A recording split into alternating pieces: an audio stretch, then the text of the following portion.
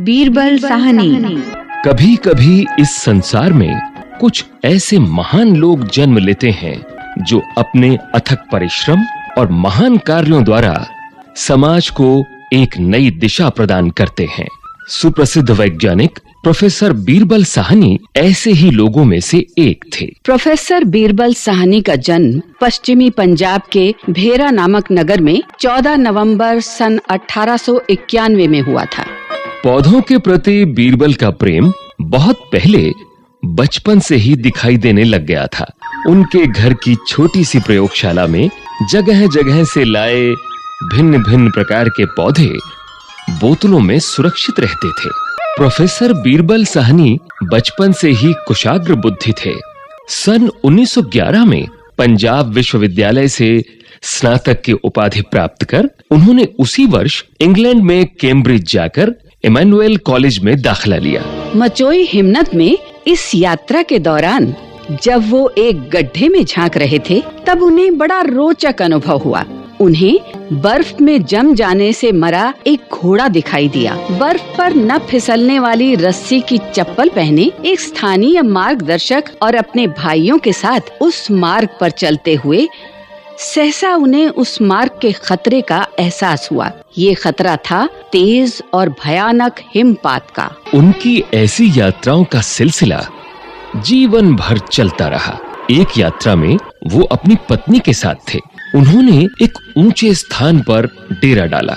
जब संध्या होने लगी तब बर्फ पड़ने लगी। हिमपात इतने जोरों से हो रहा था कि उसमें सबके दब जाने का भय था। उन्होंने कुलियों को सुरक्षित स्थान पर भेज दिया। सुबह उन्हें तब प्रसन्नता हुई जब उन्होंने बचाव दल को आते देखा। सन 1914 में कैम्ब्रिज से स्नातक की उपाधि प्राप्त कर वे प्रसिद्ध वनस्पति शास्त्र के प्रोफेसर A.C. स्टुअर्ट के मार्गदर्शन में अनुसंधान में जुट गए।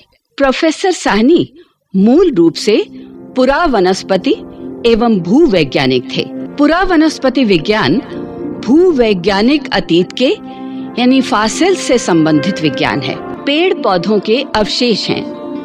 उन पेड़ पौधों के जो वर्षों पहले चट्टानों या जमीन के नीचे दब गए थे। प्रोफेसर साहनी ने सरल भाषा में इस विज्ञान की व्याख्या की है। प्रोफेसर साहनी भूगर्भ विज्ञान तथा वनस्पति शास्त्र दोनों के विद्वान थे।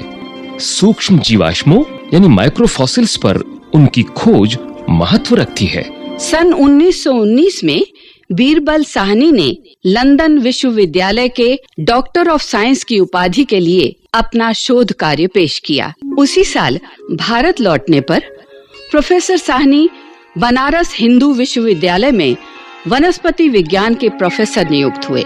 1 वर्ष तक बनारस में और 2 वर्ष तक पंजाब विश्वविद्यालय में पढ़ाने के बाद सन 1921 में वो लखनऊ विश्वविद्यालय में वनस्पति विज्ञान विभाग के अध्यक्ष नियुक्त हुए।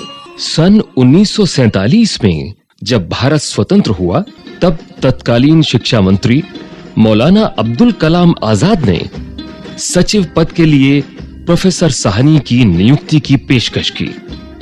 प्रोफेसर साहनी सदैव अनुसंधान करता रहे।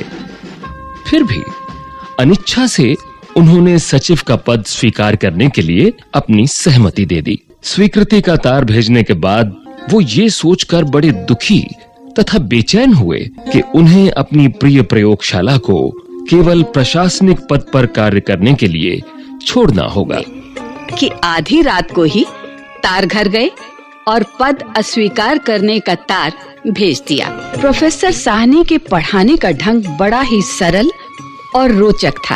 वो सबसे पहले किसी विषय के महत्वपूर्ण तथ्यों को स्पष्ट करते थे, फिर उसके खास बिंदुओं पर जोर देते थे और फिर विवरणों को विस्तार से बताते थे। पंडित जवाहरलाल नेहरू ने प्रोफेसर बीरबल साहनी के विषय में कहा था कि प्रोफेसर बीरबल साहनी संतुलित प्रकृति के थे, जैसा कि एक उत्कृष्ट वैज्ञानिक को होना चाहिए। ऐसे व्यक्ति बहुत कम होते हैं। प्रोफेसर बीरबल साहनी ने खादी के कपड़े पहनने शुरू कर दिए थे। इस प्रकार उन्होंने अपनी राजनीतिक भावनाओं को व्यावहारिकता का रूप दिया। लखनऊ विश्वविद्यालय के शिक्षा स्तर को बढ़ाने के लिए प्रोफेसर साहनी का योगदान सराहनीय है।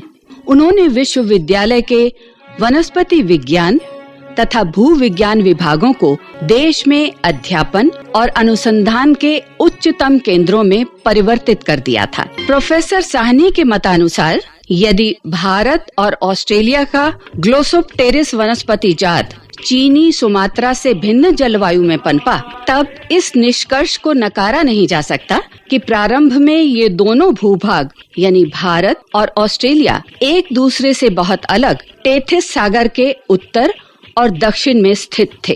प्रोफेसर साहनी ने इस बात का भी अध्ययन किया कि चावल एवं अन्य खाद्यान्नों की खेती बहुत पहले सिंधु घाटी सभ्यता में कैसे की जाती थी, जिससे कि पुरातत्व और वनस्पति विज्ञानों के परस्पर संबंध पर प्रकाश पड़ा। प्रोफेसर साहनी की वैज्ञानिक उपलब्धियां इतनी अधिक हैं कि उन सभी का वर्णन करना कठिन है।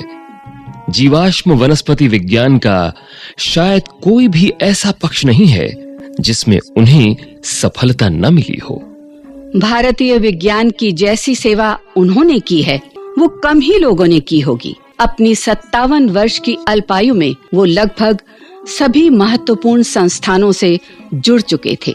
सन 1946 में उनके ही विचारों के परिणाम स्वरूप लखनऊ में बीरबल साहनी वनस्पति संस्थान की स्थापना हुई। 10 अप्रैल 1949 की आधी रात में हृदय गति रुक जाने से वो अचानक इस संसार को छोड़कर चले गए।